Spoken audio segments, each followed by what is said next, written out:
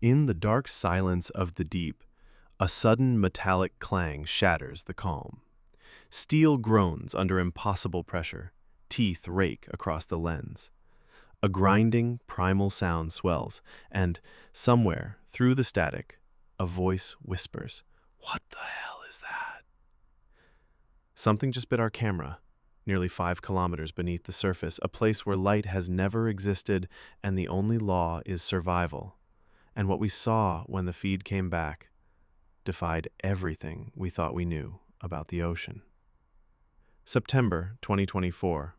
The South Pacific is a mirror of endless blue, calm, silent, indifferent. Beneath it lies the Tonga Trench, a scar in the Earth's crust that plunges deeper than Mount Everest is tall. Few have been here. Fewer still have returned with images. The Minderoo UWA Deep Sea Research Center, working with Kelpie Geosciences and backed by the ocean exploration group Inkfish, has a plan.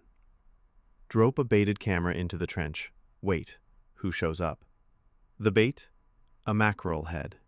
In the shallows, that's nothing special. In the deep sea, it's a flare in the darkness. The scent of a rare feast drifting through miles of cold black water. The descent begins.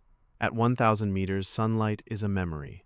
The water shifts from cobalt to midnight. A faint blue glow outlines drifting jellies, each pulse like the slow beat of a sleeping heart. 2,500 meters. Pressure builds to 250 atmospheres. The water is near freezing, 2 degrees above zero.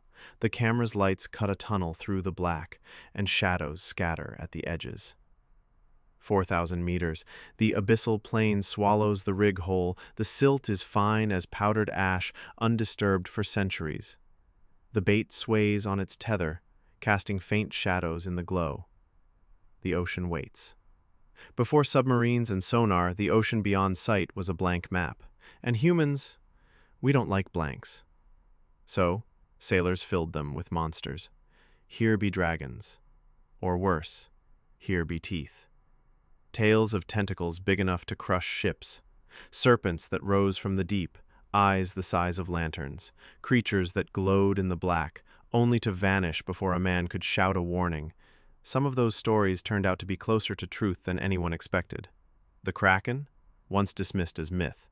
Then came footage of the colossal squid, 40-foot-long tentacled hunters with dinner plate eyes adapted to permanent night. The frilled shark, a living fossil with a mouthful of 300 razor teeth, lurking in darkness since the age of dinosaurs. The goblin shark, pale, alien, with a jaw that snaps forward faster than the blink of an eye. And bioluminescence, creatures that don't just survive in the dark, they make light. Jellyfish that flash like living fireworks, lanternfish that form rivers of stars. Anglerfish with glowing lures that hang in front of their needle jaws, like a trap for the curious.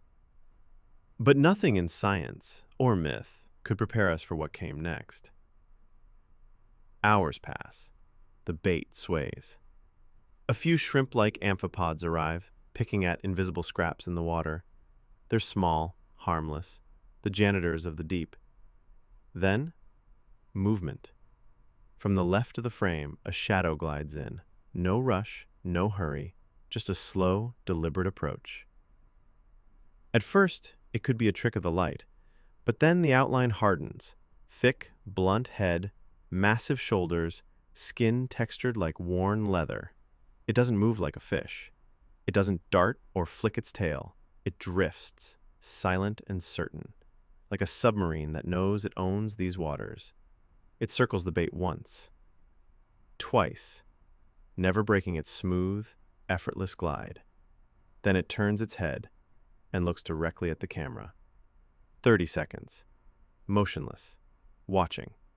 And then, without warning, it strikes. The lens goes black. Steel rings under a deep, resonant clang. The entire housing shudders. The sound is wrong. It's not the muffled scrape of a curious fish. It's the grinding, crushing bite of something with power. Water rushes past the mic in muffled roars. Something brushes the lens. Smooth 1 second, rough the next. Skin and teeth and grit. The housing was designed to survive the crushing pressure of the deep. but nothing in its specs accounted for being attacked by a living torpedo. 10 seconds. 15. Every vibration is amplified by the water. It feels like listening to a drum being played from inside your skull. And then, release. The camera tumbles, spinning back into the silt. Lights flicker. The predator circles once more, and with a slow, deliberate motion, takes the mackerel head whole. It doesn't flinch at the lights. It doesn't care about the metal rig. It just turns and disappears into the black. On the surface, the review is slow, methodical, frame by frame, every blurred outline sharpened, every angle compared to databases. Finally, an ID, a Pacific sleeper shark, some Neosis pacificus. They're almost never seen alive. Coldwater ghosts usually haunting the depths of the North Pacific, Alaska, Japan, British Columbia, but never here. Never this far south. Never this deep. The one in the footage? A mature female, 3.6 meters, 12 feet, from blunt snout to tail. These sharks don't sprint for prey. They don't need to. They wait for hours, if necessary. And when they move, it's explosive, direct, final. Her close relatives, the Greenland sharks, can live for centuries. Some may have been alive when Shakespeare was writing his first plays. If that holds true for Pacific sleepers, then this predator could be older than the country whose ship just filmed her. Her presence in the Tonga Trench rewrites more than just a field guide entry. To live here, she needs prey, enough of it to support a 12-foot apex predator, which means the trench isn't barren. It's alive. And if she's traveled thousands of kilometers beyond her known range, other species may be doing the same.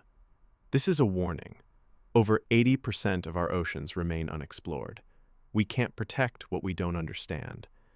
And deep-sea mining, climate shifts, and fishing fleets are pushing into waters like these, blind to what's down there. One last detail from the footage. Right before the strike, the shark didn't look at the bait. She turned her head and locked eyes with the camera. It wasn't hunger that made her bite. It was curiosity. Dr. Jessica Kulus put it best.